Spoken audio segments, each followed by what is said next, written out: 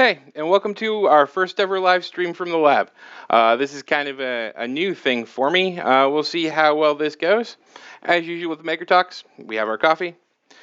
Today it is our finest Canadian blend from Walmart, which I didn't expect to like, but when made in a Bodum, proper French press, 8 scoops for 8 cups, and 6.5 minute brew time, not a bad cup of coffee. Alright, so first off, a little channel housekeeping. We have a couple videos coming up. Yes, I know I owe the software video for receiving signals from space. We ran into an issue with memory on a standard Arduino and are probably going to have to switch over to a Node MCU. It's making having a decent queue and being able to send and receive a flurry of messages a problem. So it's still going to be programmed with Arduino. It will still work on an Arduino if you don't want to use a deep queue or have a lot of messages going back and forth. It is being looked at by a buddy of mine. Once that's done, I'll get that video to you, and then the board layout is almost done, so we should be able to get that going too. I got an awesome Christmas gift from one of my Secret Santas. It's a Da Vinci model working of one of his flight. If you've been with the lab for a while, you know that Leonardo da Vinci is one of my, I guess, heroes. I don't really buy into the whole hero thing. But if you had to put a title on him, that would be pretty much what he is for me. So it will be awesome to be able to turn around and build that model. The other video that's coming very shortly, because of a need that I have, is reverse engineering parts that you don't have a data sheet for. So if you've gotten something in bulk off of eBay and you have no idea how to use this thing, then this will be how you go about figuring out pieces and operating with that particular part. All right, so first ever live stream. Shouldn't be too harsh. If you have any questions, by all means, use the chat that YouTube provides. I'll try to keep up with any comments that go there and answer them. What sparked this is I read an article. Canada was one of the first countries that was trying to, Ontario specifically, trying to push in right to repair legislation. Now, what the whole argument about right to repair is if you own a device, right? You own a widget that you've bought. It breaks. Is the company who produces the widget allowed, or should they be allowed to make it impossible for you to repair it through artificial means? So I'll give you an example. You have a phone, right? You shatter the screen on the phone. The most cost-effective way to repair that would be to replace the screen. But if you can't get the parts, then you can't replace the screen. So should companies like Apple be allowed to artificially inflate the price of the screen to be like, let's say, $5 less than the newest model? This has a couple facets to it. Now, obviously, I'm a maker. I'm biased towards everybody being able to work on whatever they have and modify it however. You purchase the hardware. It's yours. Do whatever you want with it. The one side the Canadian government or Ontario government locked onto was the environmental impact of not being able to repair these devices, or repairs being from an authorized dealer being so expensive that it was absolutely ridiculous. And that's that a lot of stuff winds up in the landfill that is perfectly good, except for one piece that could be easily fixed. So the idea here, I know I'm going to pick on Apple a lot, but there's another company that's in the mix here that's kind of shocking, and that's John Deere. John Deere, their farm equipment can't be repaired without proprietary software. There has been somebody who has reverse engineered that proprietary software and apparently is now in a whole bunch of legal trouble for allowing farmers to fix their own tractors. So let's step back for a minute and take a look at the standpoint from, we'll say, Apple or John Deere or one of the manufacturers. Now, given my bias that I announced before, it's been hard for me to try to find a legit reason for these companies to behave this way that isn't just about profit.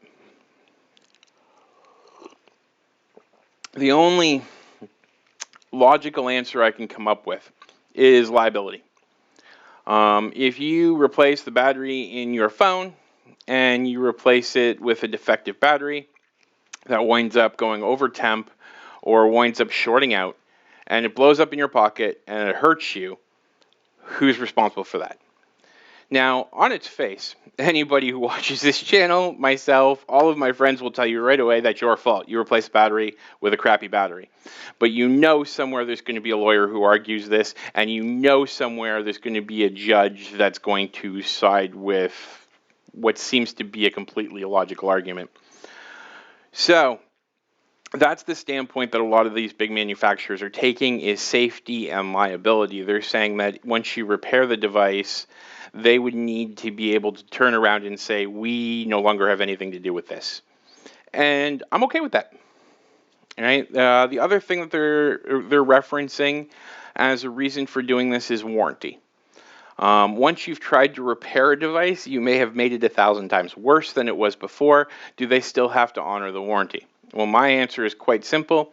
If I've tried to repair the device, I have knowingly voided the warranty, and I'm okay with this. So what we really have broken their arguments completely down to is they want money. And to be honest, as a corporation, I can't fault them for wanting money. But I can't support their argument. Their argument, the money for them is coming at too high of a cost. So the environmental side was really what the politicians in Canada had locked onto and what this proposed bill was supposed to attack. If you factor in that half or even a quarter of the electronic devices that are disposed of in the world today could have been fixed, that is a marked decrease in the amount of waste that we have in our environment. And that is very important. We can't keep doing this disposable society thing that we've been doing for years. That's just not something that's going to be a maintainable pace.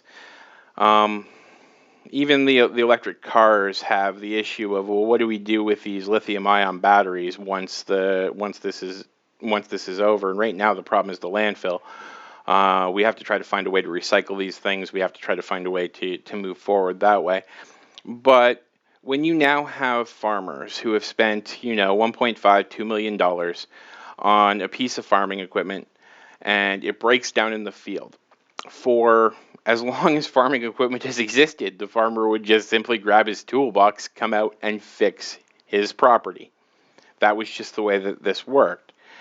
Now you're telling him that he has to somehow transport this massive machine from the middle of a field that won't move to, who knows, 200–300 kilometers away, wait for an authorized repair guy to be available to do the work, bring it back to their farm, lose all of that money, and lose all of that time.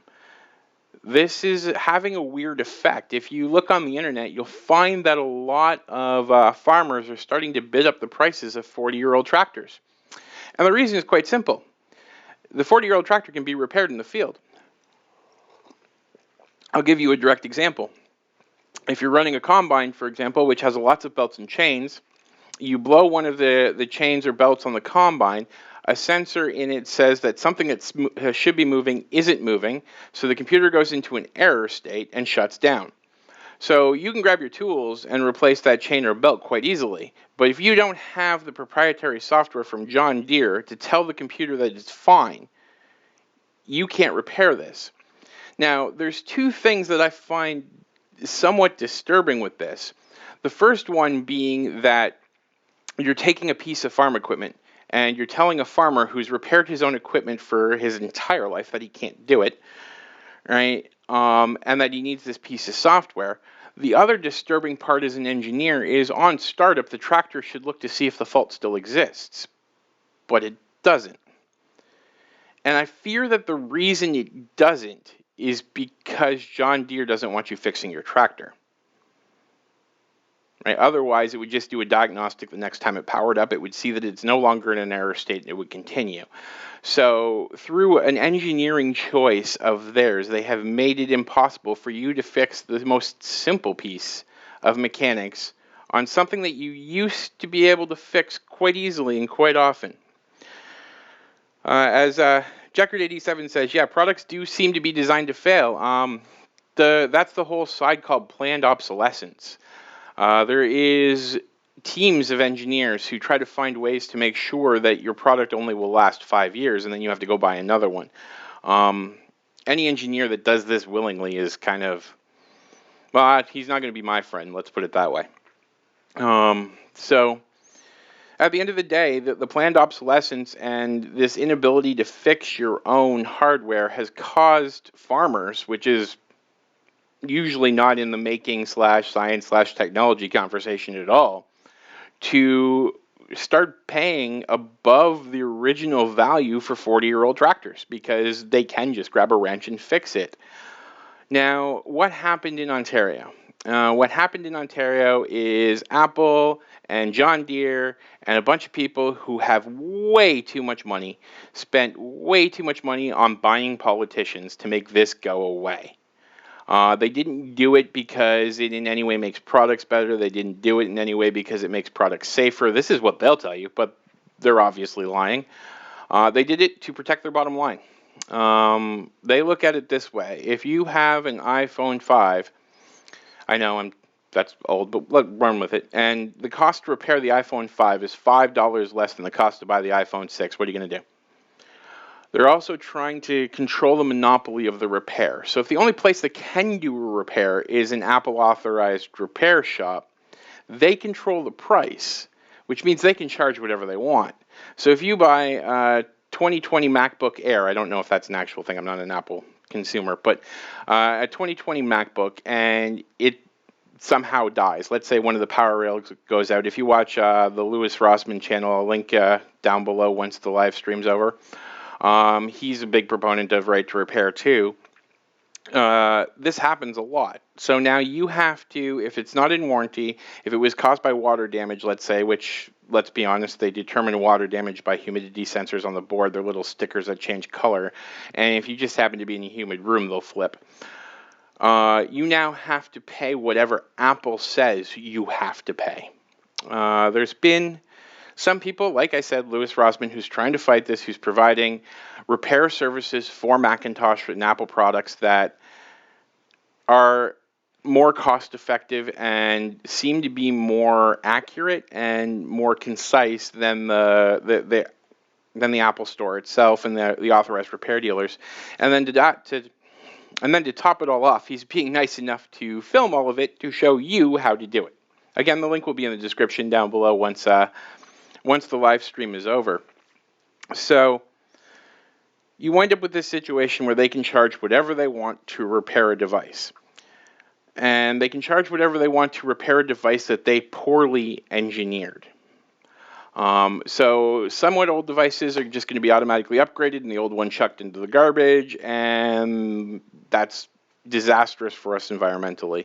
New devices that break, they're going to find a way to say that it's your fault that it broke, right? And then they're going to charge you a massive amount to repair it. Whereas if they made the software and the documentation and the parts available at a reasonable cost, I'm not saying make it free, but make it a reasonable cost so that third-party repair facilities and your average do-it-yourselfer type person can acquire the information and acquire the parts. The reason I bring this up is there was another incident where a repair facility tried to order batteries for a MacBook from China. Apple managed to somehow, I don't know how, influence Border Patrol, get Border Patrol to seize the shipment under copyright and trademark infringement somehow. It's a battery, and destroy the batteries. So that particular person winds up out thousands of dollars because he bought batteries that would have fixed stuff, and now he's got nothing. So these weaponizing the government tactics is kind of the other flip side that we should probably touch on. I hate seeing massive corporations be able to use our government against us. And they do this by lobbying. It's the same thing the cigarette industry does. It's the same reason the oil industry still exists. You have people that are putting massive amounts of money into campaigns for politicians and politicians who just don't care. It's that simple. So, yeah, the bottom line that we're fighting for, right, is the ability to repair our own product. But here's the question that I have for everybody. You go to the store, you buy the latest phone. I don't even care which one it is, the iPhone 10, the Samsung Galaxy Note, Samsung Galaxy 10. Who owns it? And what does ownership actually mean? Right? Am I allowed to repair it? And are we willing to accept the arguments that these corporations have given? So are we willing to exonerate Apple from liability if the iPhone explodes when you put a crappy battery in it? Are we willing to say that once we've opened a device to attempt to repair it, whether we do it ourselves or take it to an unauthorized repair shop, that the warranty is over?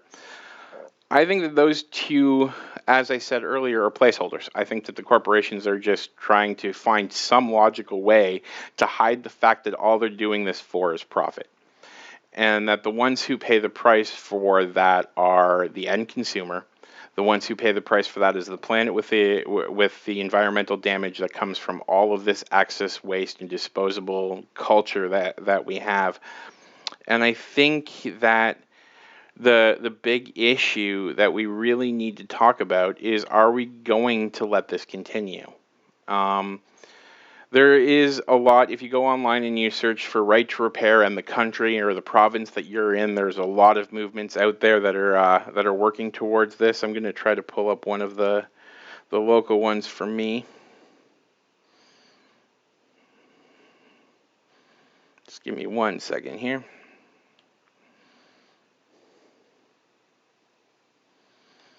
So this is one of the articles that I referenced when doing research here. It is from the CBC, which I consider to be a trusted news source, at least a lot more trusted than Fox.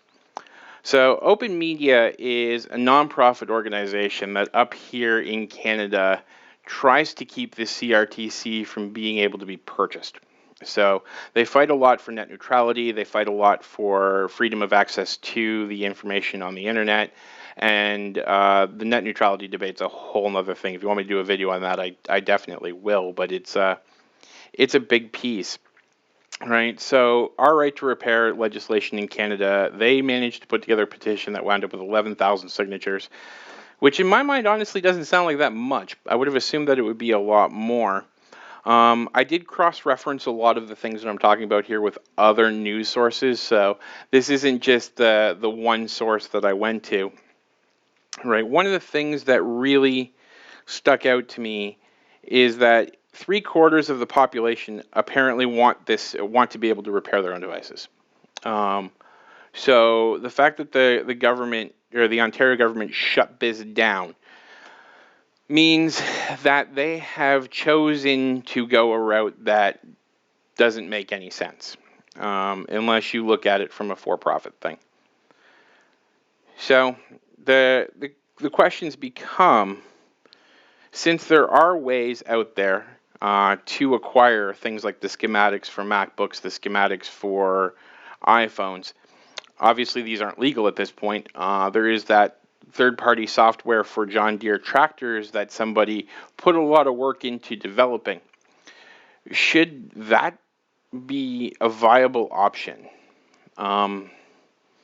I often find that when we're talking about the law, when we're talking about government in general and how all of this stuff plays together, that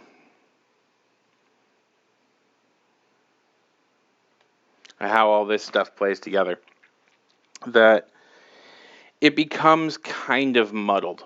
I don't want to stand on a soapbox, but if you're so inclined, and you are one of the 3/4 of the people that are in Ontario, Canada, or North America, or Europe, or the UK, contact your politicians. Let them know. I don't know how effective these things will be. Again, we're fighting against corporations that are willing to give politicians millions, if not billions of dollars to vote against the interests of the people that they represent. And because they're politicians, they will vote against the interests of the people they represent. That's just the way politics works. So there was a lot. If we go to the other article here, which was from Vice, I don't necessarily consider that as trustworthy as before. Right. So the Liberal MPP was the one who put forward the bill in February, and this all happened because his kid had a phone that the screen cracked on, and he wanted to get the phone repaired because the phone was still fine. Everything about the phone worked, and he found that he couldn't, and he understood this was going to be an environmental disaster. Also, at the same time, just for my American viewers, there are currently 20 states that are trying to push forward right to repair bills. All of them look kind of similar. So the idea of the bill would be it would force manufacturers to, again, make the schematics, make the parts, and make any necessary software available to any repair shop at a reasonable price.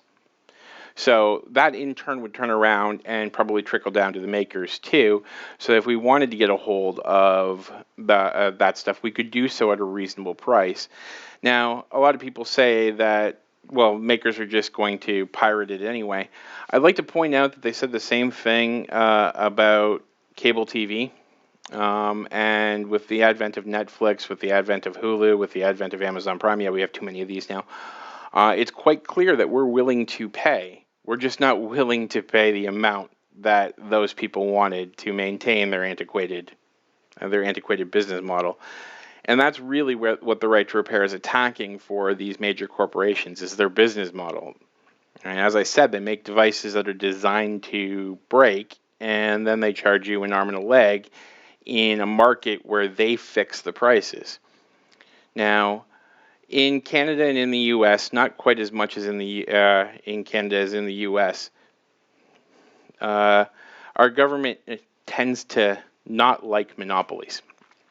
And if you remember a decade or so, maybe 2 decades now, wow, I'm old, Microsoft was put on the chopping block for possibly having a monopoly given the Windows operating system. And this started to happen while Macintosh was faltering, while Apple was faltering. And it would have turned out that the desktop environment would have been owned entirely by Microsoft, and the government actually got involved to try to break up that monopoly. So if you are Apple, and you are the only one who can repair an Apple device, the only authorized repair is Apple, right? And they can charge whatever they want to do this. Is that not a monopoly? Right? Like, there's laws against this, and there's laws against price fixing. So why is this making it through? And again, the short answer is they have a lot of money and they're willing to give it to politicians. So I don't know if any of you out there have any examples of things that you've wanted to fix where you couldn't get the parts or you couldn't get the knowledge. It just wasn't available for you. It can be frustrating, right? You can try to order the parts from sites like Banggood. You can try to order the parts from AliExpress, but you never know whether or not the part is authentic. Sometimes the part is part of a production run that a factory in China did for the official company, and then they just ran a couple thousand extra units, and now they're selling them that way. Which, again, I will openly admit, kind of has a questionable legality to it. We have a question from Robin. What does the right to repair cover? Is it just phones, tractors, or is it everything like vehicles, home appliances, computers, etc.? The right to repair would cover almost everything, but it's interesting that you brought up vehicles because I had forgotten about this point. Every car that's made in the last 20 or 30 years has an ODB2 port. The ODB2 port is a direct interface into the computer that uses a known protocol called CAN bus. When this was first proposed, the manufacturers of vehicles fought this. And the reason that they fought it is they wanted to force their customers to bring the car back to them. So if you wanted to get your car fixed, you couldn't go to the mom and pop garage that you've been going to for 30 years. You'd have to go back to GM, right? Because even if you repaired the problem, the computer wouldn't accept that the problem was repaired until a piece of software told the computer the problem was repaired. The government did step in that time and forced it to be a standard and a known way to communicate. And now you can go on Banggood, you can go on AliExpress, you can go on eBay, you can go on Amazon, you can buy an ODB2 reader for $10. Right, and every garage can read the scan codes coming off of the car and clear the codes coming off of the car. So it's not like there isn't precedence for us for doing this with electronics. Home appliances, they've always been more repairable. I don't know. As the advent of them getting more computerized is happening, I fear the way that the way that this will work out, where again you can replace the motor in the dishwasher, or we'll use a washing machine because I've replaced that motor, right? Which is, you know, a 20-minute job with about 6 bolts, right? And if it's a computer-controlled washing machine, I fear the engineers putting that trap into the washing machine, where now you not only need to replace the motor, but you need to somehow tell the computer that it's been replaced. And I personally don't like this. I know that the argument from the manufacturers like Maytag and GE and everybody else who makes these things are going to turn around and say, well, we're liable if this thing burns down your house. Yeah, to a certain extent you are. But at the end of the day, if I'm willing to accept the risk and repair this unit myself, I am perfectly fine documenting and saying that you are not responsible for anything that happens with this product going forward. I'm also, even if a product is 10 days old, if I want to fix it myself, if I want to change the firmware that's on it, if I want to make it do something that I want it to do, I'm perfectly fine saying that I'm acknowledging this no longer has a warranty. But yeah, the right to repair, the leading charge seems to be phones and seems to be consumer electronics, things that would want to be repaired. The reason those are leading the charge is because that's an experience that almost everybody has had. It's not common for people to repair their own stuff that isn't at that level. So if you have a $1,000 phone, Apple wants $980 to repair the $1,000 phone. We'll say it's a cracked screen. You can buy the cracked screen. You can buy the correct screen for $200, and a repair place is willing to charge you $250 to repair it. That difference of what, $600-$700 there is the profit margin that Apple loses by saying it's okay to do this, and that's really what scares them. I worked, as many of you know that I've been with the lab before, I did at one point work with Xbox customer service. And the voiding of the warranty when the console was open, when I first started, it kind of bothered me. But they did give me a logical side to it too, and that's that when it comes to the repair center, you don't know that what's inside that console anymore. For all you know, it's a bomb. Again, I think that they were just trying to protect their intellectual property, but at the same time, I understand that the workers don't want to open up something that they don't know what it is, but they only use stickers, and stickers are easy to defeat, obviously. But yeah, I see this side from corporations that the intellectual property is an issue for them. So if they've developed this new protocol, they've developed this new piece of hardware that lets you speak to this device to tell it that it's repaired, I understand them wanting to protect that. I understand that they put money into engineering that. But here's my flip side argument to that one. They purposely engineered a product to need it. So we'll go back to the John Deere tractor. If the tractor on boot of the tractor's computer did self-diagnostics to see are there fault codes and let's retest, right, to see if the faults still exist, then you wouldn't need that software, right? You wouldn't need the specialty software to tell the computer to clear the code. While, yes, you do need the specialty software on a card to clear the code, that software is well known and well documented, and almost anybody can get a hold of it. So that's the thing. If you want to build this in, right, you're trying to protect the intellectual property of the software and tools and technologies that you've created for understanding when your system is in a fault state and deal with it in a constructive manner as opposed to possibly being dangerous. And I get that. And I get that immediately people are going to turn around and say, liability is a huge issue in this world, especially in countries where you have paid healthcare. So if the device malfunctions and it injures you and Apple's still responsible for it, there is legal questions. And again, I do very much understand that this is a debatable topic, but at the same time, I feel very strongly that the world needs to start implementing these right to repair bills. It is absolutely crazy that we will allow a corporation to hold a device that we've already paid for hostage until we give them a radical amount of money. Yeah, that's for me. That's the bottom line on the topic, right? That everything, if we want to repair it, we should be able to. And for me, what I would like to see the legislation say, not just provide the information necessary to repair, make sure that parts are available for a reasonable price based off of the value of the part.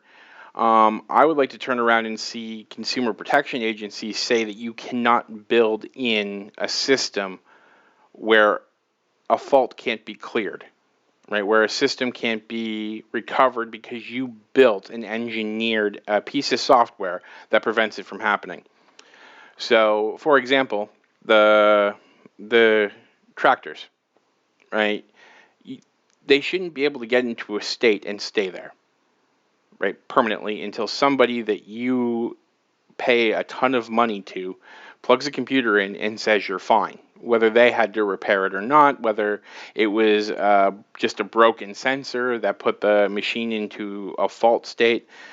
There's a lot of interesting issues around that. I, for one, as an engineer, would not be part of designing a product that had this. It seems, I don't want to use the word deceitful, but it really does sound like you're trying to manipulate a situation. And I get that the corporations that are pushing this forward want to manipulate the situation. They've spent their entire existence on learning how to manipulate people and extract money from them. I definitely get that. But if you haven't already, and we're unaware of the right to repair issues that are going on worldwide, not just in North America. I'm kind of concentrating on North America here because it's where I am, but worldwide. If you are concerned about this, please contact your elected officials. There is a chance that one of them still hasn't been purchased, and hopefully that goes out. Robin now asks, if the right to repair bill passes, how would it affect mom and pop shops? Would it help them? Well, here's the thing. You look at corporations like Apple. You look at corporations like John Deere at this point, and they are actively fighting to stop mom and pop shops. Because right now, it is not legal for anyone who is not an authorized Apple repair person to repair an iPhone or a MacBook or any Apple product. Okay, it doesn't matter skill level. It doesn't matter if you're capable of doing it. It just doesn't matter. You have to be an authorized retailer or they void the warranty and everything goes crazy. Imagine if GM did this with their cars. So now you can't go to the garage at the end of the street, right, that you've been going to for 20 years because they can't fix the machine because they can't get the software to tell the machine is fixed. It puts a lot of the little guys out of business. So if the right to repair comes in, it means that now we have a market where people are competing to repair your device. And whenever you have a market where competition exists, prices go down. And they go down fast. That's kind of the whole basis of the capitalism thing that everybody seems to be so fond of. But yet the people who have mastered the capitalism thing really try to avoid the competition part of the capitalism thing. Yeah, so they're trying to make it so that mom and pop shops can't exist. They're trying to make it so that you can't take your phone to a repair place downtown and easily get it fixed, that you have to go to their service center and pay their prices. So if the right to repair bill comes through, you're going to see a lot more repair facilities jump up. Now, the last iteration that they tried to push through has officially been killed in the Ontario government. Hopefully, this won't be the end of that fight, that they'll keep putting these bills forward, and maybe we can find a politician who hasn't been purchased. So, at the end of the day,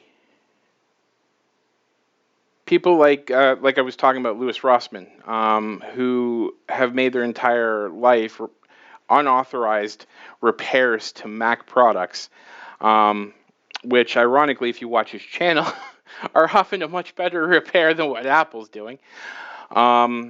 He has managed to recover many devices that Apple said were not recoverable or would cost thousands of dollars to repair, when it turns out it's a $2 flex cable, right? Or some slight water damage, or a capacitor that went out that's causing the voltage on the 3.3 volt bus to be completely wrong.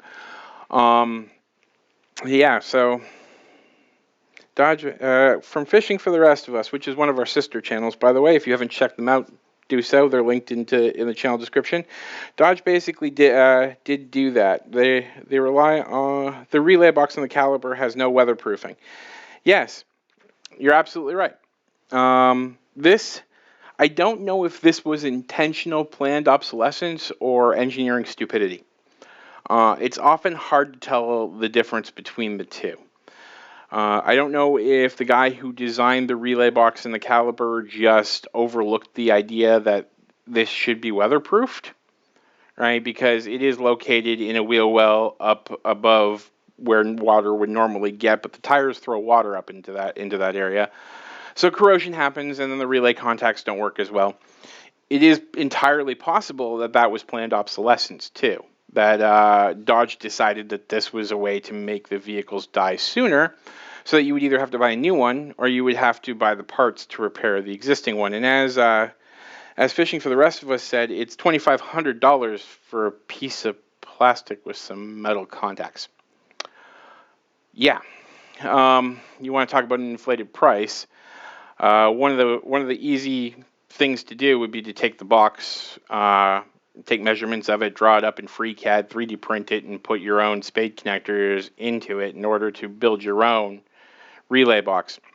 Now, right to repair has nothing to do with that. You are completely allowed to do that in your garage, right? That is absolutely fine. If they had put some piece of software into the car that asks the relay box to identify itself, right, and then not allow the car to operate because it didn't give the right ID tag, that would be something that right to repair would be fighting.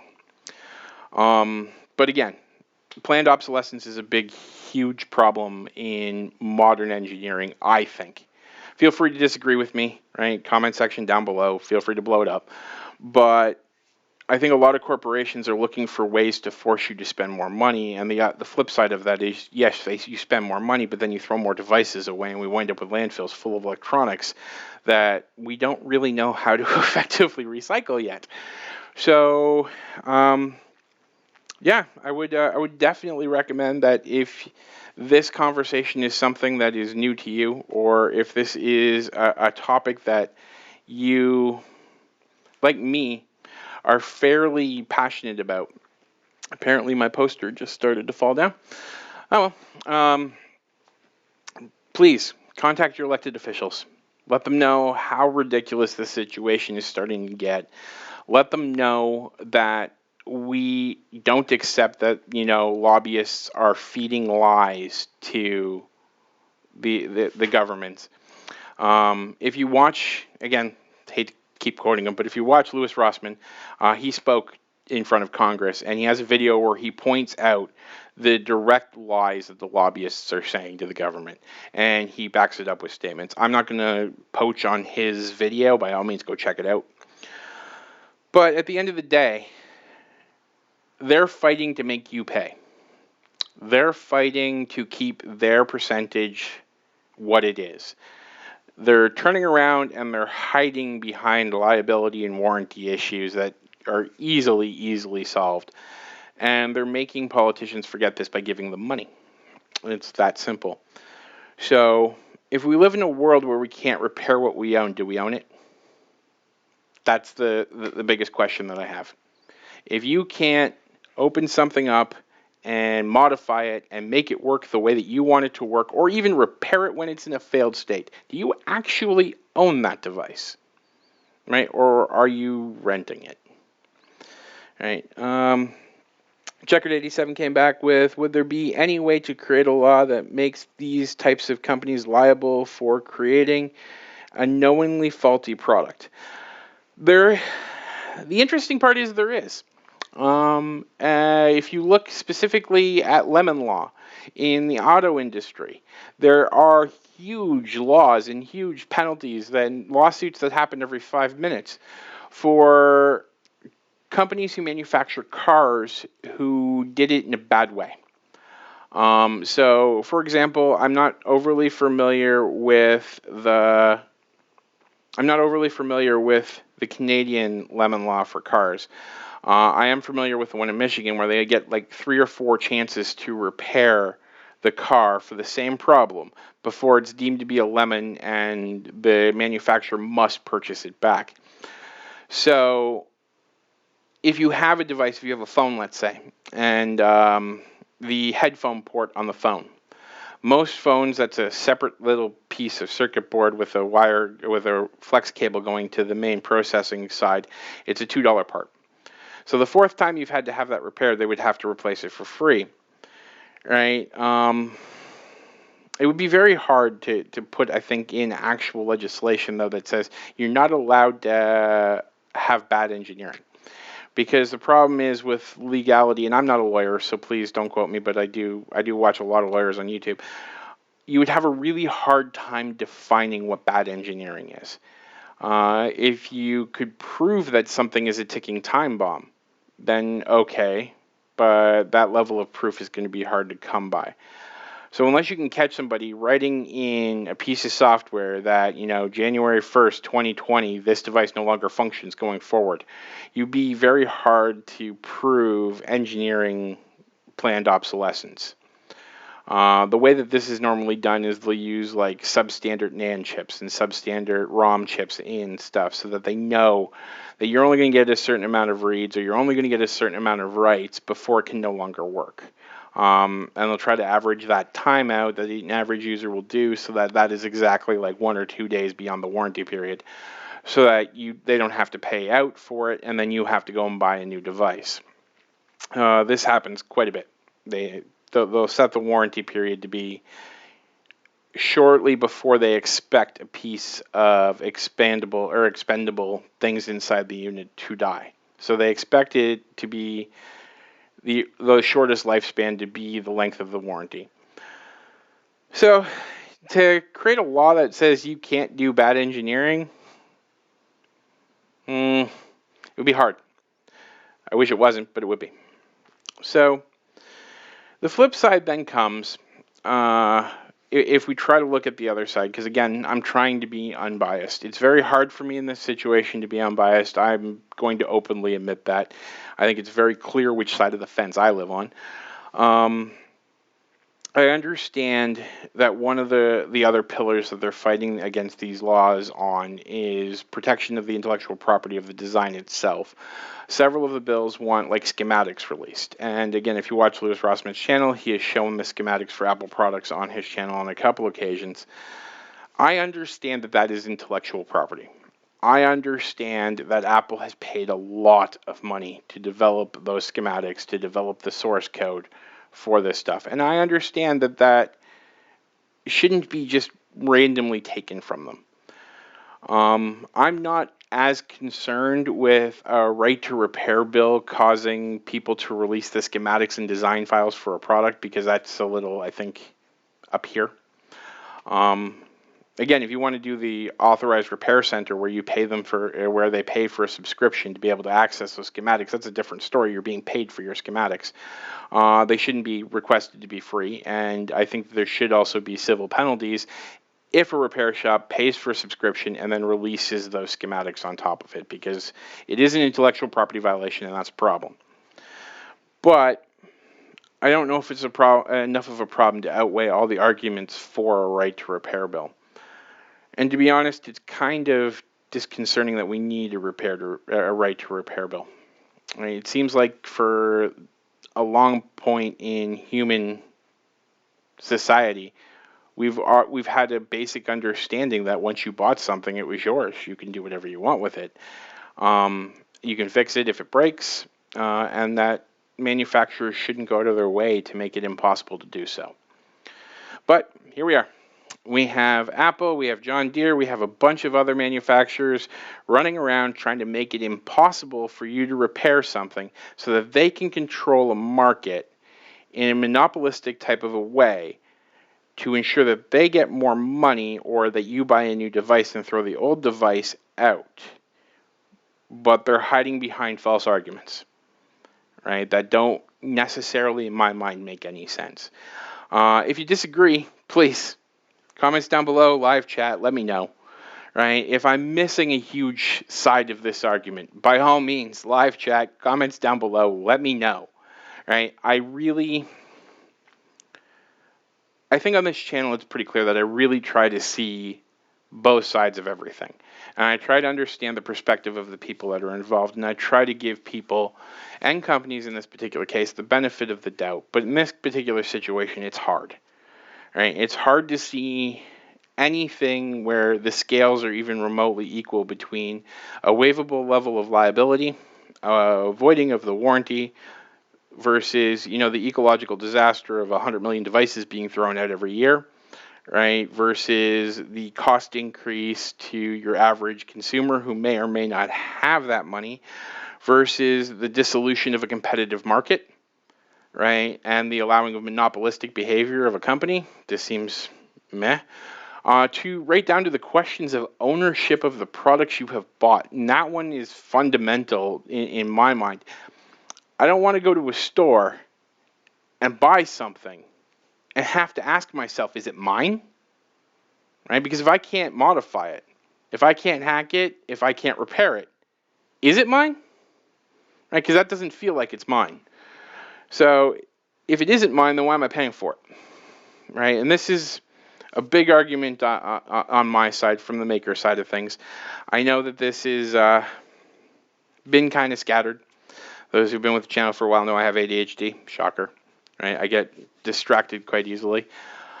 This is obviously our first live stream, right? Which I've actually kind of enjoyed doing it. Maybe I'll do the rest of the Maker Talks as live streams from now on.